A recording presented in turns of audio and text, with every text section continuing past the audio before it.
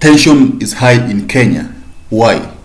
Raila Odinga's 7-day ultimatum is now over. Actually, last week on Sunday, Raila accepted Ruto's offer, to talk. But it seems that Ruto and Gachagua had some other plans.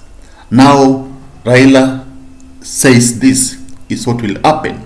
Folks, before you go on this issue or statement, if you're new, of course, receive my greetings. I'm hoping you're doing well, wherever you are. Now, of course, subscribe so that you always meet here whenever you have this content pertaining what is happening in Kenya's political arena. Now, Raila Odinga, of course, I believe is a hungry man. Why?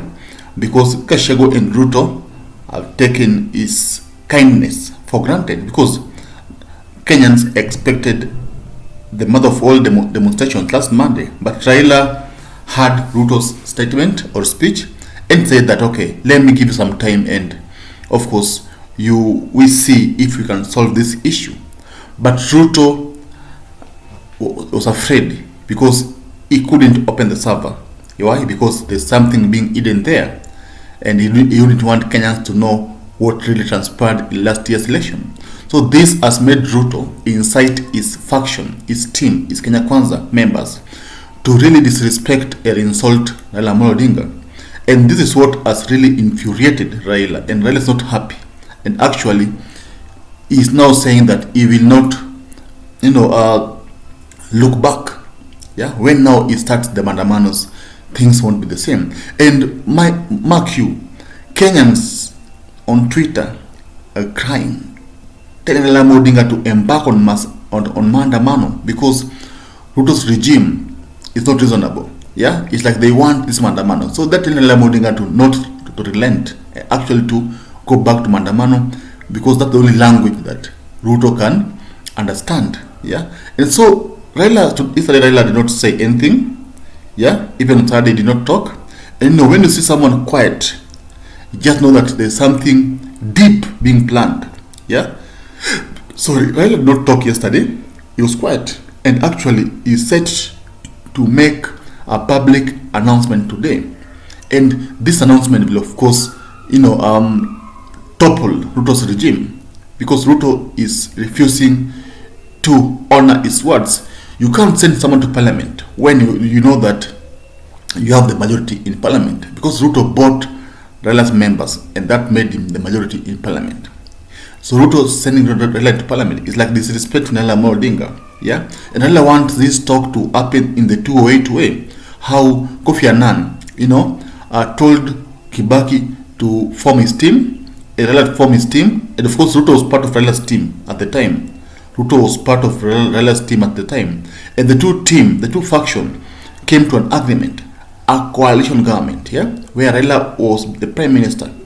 But this time around, Raila has not said that he wants a Kadema government, but he wants the negotiation to happen the 208 way.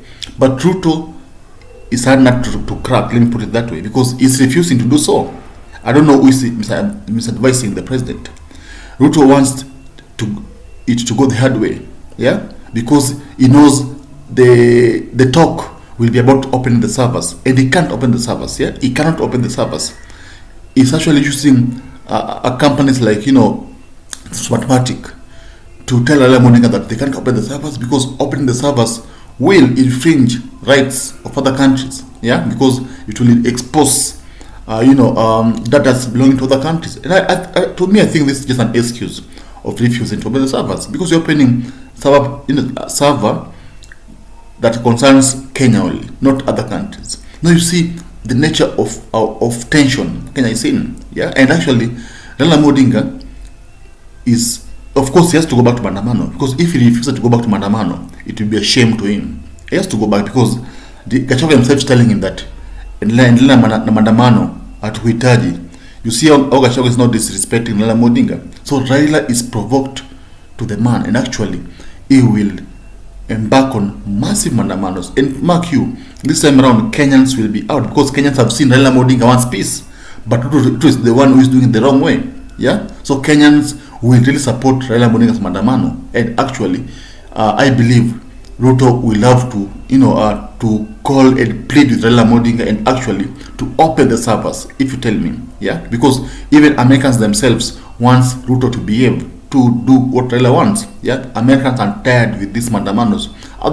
Even other countries, they want Ruto to call off this mandamano. Even African countries wants Ruto to call off this mandamano, to talk to Raila Odinga, to address the issues, but Ruto can't do this because he will be told to open the servers. This is something that he doesn't want to hear. So that's what's happening, folks. Now tell me in the comment section, do you think really